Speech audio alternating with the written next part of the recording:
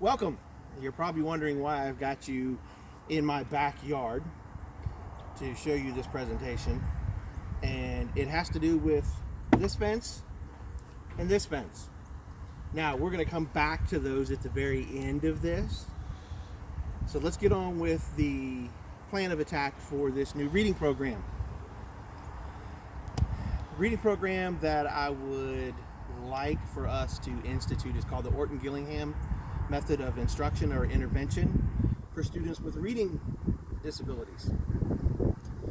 Not just what we normally would think of as disabilities, but students that are just struggling with reading as well. The Orton-Gillingham method uses kinetics, hand motions, tapping, uses all kinds of different methods to help with reading. It's not just a mental vision, brain, repeat. You're actually going to be using parts of your body. Now, for this plan to work, there's some things that need to happen for us to push forward with this program. The first thing is our teachers are going to have to be trained in the Orton-Gillingham method of instruction. This is not your normal method of instruction. It's not just see, pronounce, phonics. It has all kinds of things to it. So our teachers are going to need to go through some Orton-Gillingham methods of teaching this program. Second, the school, along with paying for the training for the teachers, is going to have to ensure that we have enough computers. Computers will come in to effect with the testing process for doing evaluations. The evaluations that we're going to be using are called the MAP testing, STAR testing, and the AR test in the AR program for reading. MAP breaks down your testing. It's not like the normal end of year testing that we are all so used to, the Stanford and the state testing.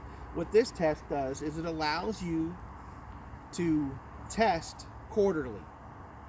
So we will be able to test at the end of the first quarter, the end of the third quarter, the end of the fourth quarter. And we'll be able to track the progress of our students. Now, the MAP testing program also, unlike the other testing programs, breaks down into categories. So you'll be able to see if it's comprehension, or if it's understanding, or if it's word knowledge, word understanding, vocabulary. So it won't just be, okay, they didn't do well in this portion, they didn't do well in this portion. And then we're going to use the STAR program in conjunction with the AR reading program. And that's called the Accelerated Reading Program. We are going to be testing, just like with the MAP testing, we're going to test every quarter. Into the first quarter, into the second quarter, into the third quarter, and then in the fourth quarter. Sorry about that. But we're also going to test the second week of school. And what this will allow us to do is it will allow us to take their testing scores and it will assign them a level for reading. That way we know where they will be able to succeed, where they will be challenged too much, which will then maybe turn students off to reading, or we don't want them to be reading things that are too easy. And the last thing, the school is going to need to ensure that we have a library to cover all of those bases of reading. So we're going to have to be from bottom to top. So we're going to have to make sure we cover everybody. So this means that we're going to have to probably start this program during the summer. During the summer, we'll get our teachers trained, make sure we've got all of our stuff, check our library, which means we're probably going to need teams to make sure all these things happen. So with that being said, some of the roles, of course, will be the school. They're going to have to make sure we have the equipment, the training. Then all the primary teachers for all the grade levels, they're going to have to know and understand what the testing schedule is and what the intervention schedule is for students that are identified as needing special interventions. Reading teachers, they're going to have the Orton-Gillingham training. They're going to have to be the first ones to get this training because they're going to be the front lines for these students. Parents, we're going to have to get the parents involved.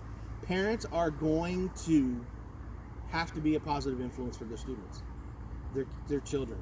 They're going to have to be ones pushing for these students to read. And then, of course, the students, they're going to have an attitude where they want to learn this information. Now, you're probably wondering, okay, Ms. Mercer, where did you come up with all this information? Well, there's been a couple of studies, more than a couple actually. There was 9 out of 12 studies that showed positive growth. Hugh and Huntington in 2011 in Singapore, with students from Singapore, showed a 7 to 8% increase in reading capability. Shaywitz and DeMello and Gabriel. Shaywitz did a study in 2003, and DeMello and Gabriel 2018, that showed where we need to do this intervention as early as possible. That's why this needs to be done. We need to start this program in the primary grades, because the brain is more plastic and more flexible and will allow for changes. And then the Universal Institute Chapter School in Philadelphia did this with an entire school, and 65% of their students showed a raise from low reading levels to average to above average just in 1 year. So our timetable is going to be short. We're going to get started as quickly as possible. We're going to see minor benefits in the first year, and then we should see benefits continue to grow as we go throughout. Now, back to the fence. Here you go. This fence is functional, but it has holes in it. This fence is solid. Minor holes. Do we want our students coming through with big reading holes, or do we want our students to have solid reading backgrounds? Thank you.